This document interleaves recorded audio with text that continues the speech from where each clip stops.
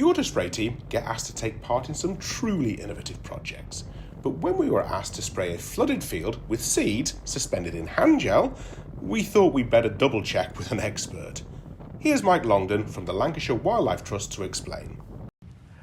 Hi, I'm Mike Longden from Lancashire Wildlife Trust and Liverpool John Moores University, and I've been working on pluviculture crops for about 5 years now. So Mike, you've brought us down to a site in Ormskirk. What have you asked us to do?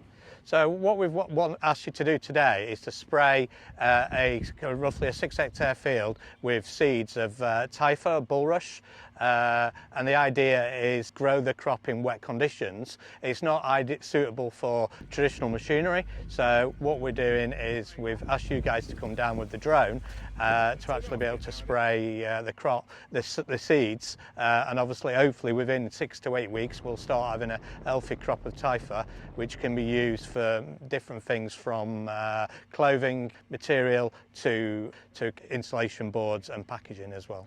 So this takes flooded land and brings it back into commercial use? It does. It takes land that is kind of low yield from a traditional farming perspective, and what it then does is it looks at new ways of actually providing a income for farmers and landowners, but is more sustainable and environmentally friendly as well. But wouldn't it be much easier just to drain the land and bring it into normal conventional use? That's what's happened that's what's been happening, and the problem with that is that this area is a peatland, and when peatlands are wet, they're happy, the carbon is secure, but when they're drained and that oxidises and dries, that carbon goes in the atmosphere, causes issues around climate change. So the idea is that we're looking at peat soils to manage them sustainably, so we can long-term continue to farm, but farm products that are going to keep the carbon in the ground, be good for biodiversity, and potentially even provide other ecosystem services that a farmer can actually provide an income from, basically. Perfect. And have you flooded this land, or is it naturally wet like this? So the land is naturally wet. What we don't want to do is flood it. What we want to do, we've raised the water table at the moment just for the sowing, so it's just above the surface. For most of the year we want the water just below the surface or around the surface level, and that gives us a sweet spot where we can maximise the carbon, but crops like the bulrush that we're wanting to grow here would grow naturally in the wild in these conditions. So what we're trying to recreate is those natural growing environment for that crop, for this particular crop, which potentially, if we can prove that we can grow it at scale, will have an economic value for the farmer.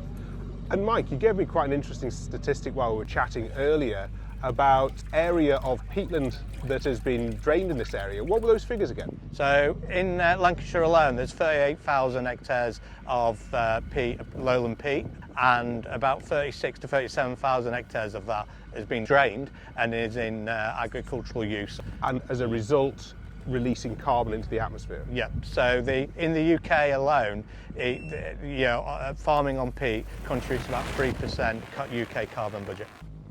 Mike, just 5 minutes ago you were telling me about where the water comes from for this field, and it was a rather interesting cycle. Could you explain that to me? Yes, so with pluviculture, the water comes from many different sources, and it is not a one all fits. But for this particular site, one of the first things that we realised was that we've got the A cop here, which is behind me, and the upstream of here is a water treatment plant. So and then this is discharge. So in here, there's a lot of nitrates, phosphates, and so on. So what we're looking at doing is not only trying to grow the crop, but also prove that we can actually remove some of that from the waterway by pumping it into here. Use the naturally Typha bulrush works as a sud system and cleans and purifies. So we're using those natural properties to clean and purify the water before it goes into the Olt further down the A cup.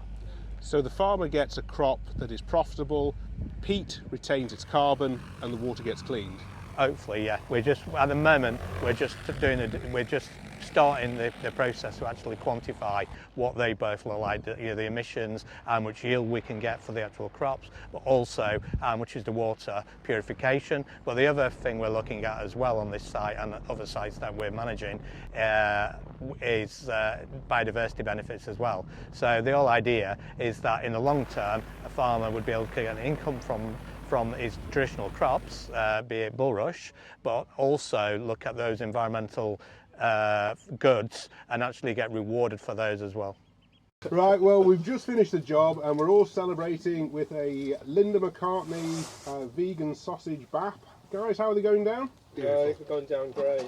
Lovely. Well, we certainly worked up a bit of an appetite, didn't we? We They certainly did. Watching was really hard. Lovely. Cheers, guys. Cheers.